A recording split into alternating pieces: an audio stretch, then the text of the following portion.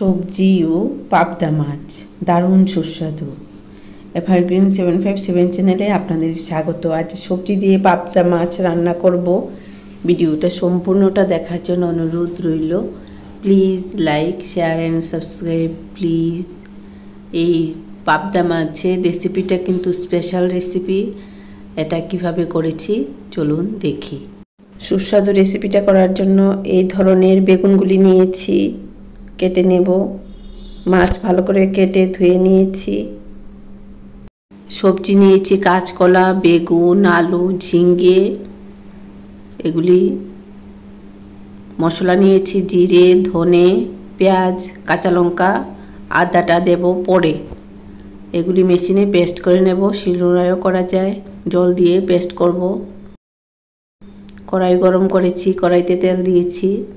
তেলটা কড়াইতে মাখিয়ে নেব। এখানে মাছ ভাজা হবে। কড়াইটা সুন্দর করে গরম করেছি। মাছগুলি এখন হলুদ নুন মেখে এই গরম তেলে দিয়ে দেব। দেখো মাছগুলি সুন্দরভাবে ভাজা হবে। কড়াইটা ভালো করে গরম করেছি। তেল ভালো করে গরম করেছি। নতুন রাঁধুনিদের জন্য বলছি। এদিক ওদিক করে পাবদা মাছগুলি ভাজা করে নিলাম। এই যে এরকম মিডিয়াম ভাজা হয়েছে। সবগুলি ভাজা করে নিচ্ছি। এই মাছ ভাজার পরে তেল রয়েছে, এই তেলে মশলাটা দিয়ে দিলাম। চারটা ধুয়ে জল দিলাম। কি কি মশলা দিয়েছি লক্ষ্য রাখতে হবে। হলুদ দিলাম মশলার মধ্যে। বেগুন, কাঁচকলা, আলু, ঝিঙ্গে এগুলি এখানে দিয়ে দিলাম। কাঁচকলাটা দিতেই হবে, তাহলে ভালো লাগবে রান্নাটা। বেগুন, ঝিঙ্গে এগুলিও দিতে হবে। আলু দিয়েছি।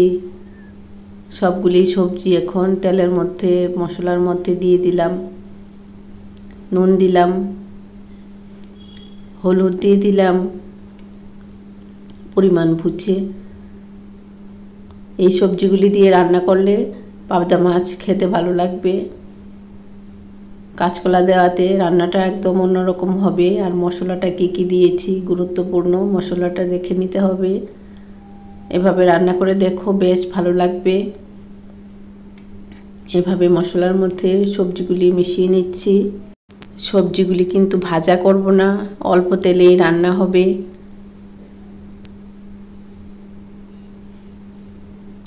এভাবে কিছুক্ষণ পর পর নাড়াচাড়া করছি। লো ফ্লেমে আছে। দেখো সবজিগুলি মশলার মধ্যে মিশে গিয়ে কি সুন্দর দেখাচ্ছে। আদাটা এখন দিয়ে দিচ্ছি। গ্রেটার দিয়ে গ্রেট করে, বাটা করেও দেওয়া যায়, থেতো করে দেওয়া যায়। আমি গ্রেটার দিয়ে গ্রেট করে দিয়ে দিলাম। যা ভালো হয়েছে রান্নাটা, আপনারা একবার করে দেখুন, বেশ ভালো লাগবে।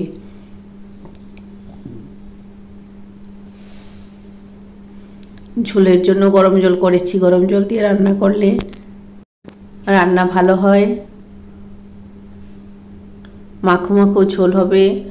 আলুগুলি টেনে নেবে, তারপরেও ঝোল থাকবে মাখো মাখো। নুন দিলাম, ঝোলের জন্য জল দিয়েছি। ঝোলটা কিন্তু সেই পাতলা ঝোল হবে না, মাখো মাখো ঝোল হবে। আর এটা দিয়ে খেতে ভালো লাগবে ভাত দিয়ে। পাবদা মাছ মিডিয়াম ভাজা করেছিলাম।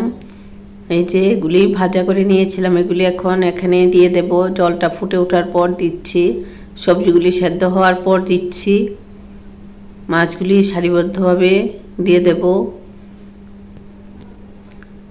মাছগুলি এখানে সেদ্ধ হবে, মাছের মুড়োটা সেদ্ধ হবে, কারণ সেইভাবে ভাজা হয়নি, ঝোলের মধ্যেই সেদ্ধ হবে এবং সুন্দর একটা মাছের ফ্লেভার হবে রান্নাতে।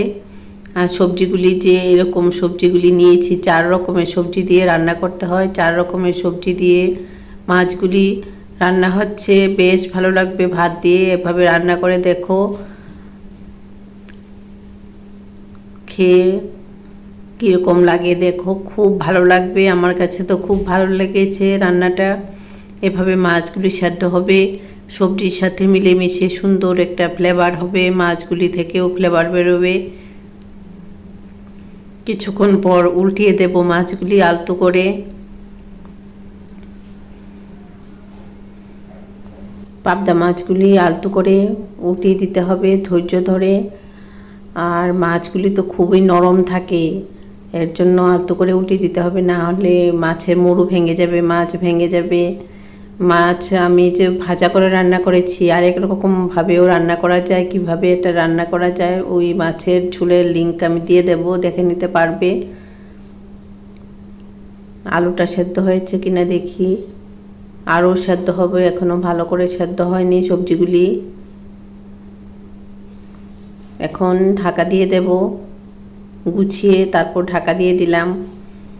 কিছুক্ষণ পর এই যে দেখো এরকম হচ্ছে, মাছগুলি সুন্দর সেদ্ধ হচ্ছে, সব কিছু সেদ্ধ হয়ে গেছে, মাছ সেদ্ধ হয়ে গেছে। বিলেতি ধনে পাতাটা নুন জলে ভিজিয়ে রেখে ভালো করে ধুয়ে কাঁচি দিয়ে কেটে দিয়ে দিলাম। রান্নাঘরে একটা কাঁচি রাখবে, তাহলে রান্না করতে সুবিধা হবে। এরকম সবজি রান্না করলে ধনে পাতা দিতে হয়, ধনে পাতাটা কাটতে সুবিধা হয় কাঁচি থাকলে। এই যে দেখো কি সুন্দর দেখাচ্ছে। হাতা দিয়ে তো এখন নাড়াচাড়া করা যাবে না, খাওয়ার সময় নিতে হবে। ভালো থাকো, সুস্থ থাকো, ধন্যবাদ।